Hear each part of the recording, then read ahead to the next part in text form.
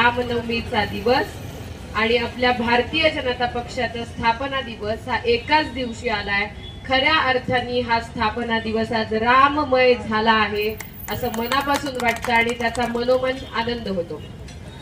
सकाळ उठल्यापासून प्रभू श्रीराम हे आपल्या हृदयाच्या अतिशय जवळचे आहेत। एक वेगळी आस्था, एक वेगळी आपुलकी, वेगळी भावना मनामध्ये शब्दात व्यक्त न करता येणाऱ्या भावना आपल्याला प्रभू श्रीरामांचं नाव घेतल्यानंतर मनात येतात। आणि जसं आपण आपल्या आईची काळजी घेतो, आईच्या विचारांचा वसा घेऊन कुटुंब पुढे घेऊन जायचा प्रयत्न करतो, त्याच पद्धतीने जिला आपण आई मानलेला आहे अशी आपली भारतीय जनता पार्टी तिच्या स्थापना दिनाच्या दिवशी मनामध्ये विचारांचा अतिशय भावमय असा आजचा दिवस सकाळपासून सुरू झाला।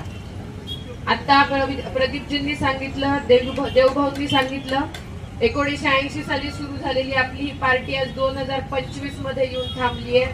तब्बल 45 वर्ष पूर्ण करत असताना दिमाखानी या देशामध्ये तिसऱ्यांदा भारतीय जनता पक्षाचे प्रधानमंत्री लोकांनी बसवून दिले।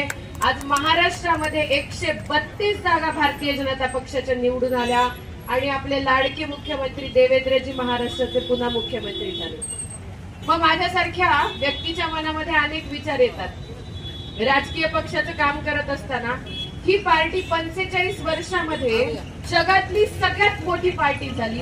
13 कोटी सदस्य ज्या पार्टीचे आहेत, जगातली सगळ्यात मोठी पार्टी 45 वर्षात कशी काय झाली असेल, नेमकं यामागचं रहस्य काय हे शोधत असताना प्रकर्षाने काही गोष्टी मनात येतात। या पार्टीला आज आपण मंचावर बसलोय, अतिशय आनंदाने आपले मुख्यमंत्री आपल्याला संबोधित करणार आहेत, हे आपलं भाग्य आहे। पण याच्या आधी खाचा खळग्यातून खास्ता खाऊन जे जे लोक गेले त्यांच्या पुण्याईमुळे आजचा हा दिवस आपल्याला पाहायला मिळालेला आहे।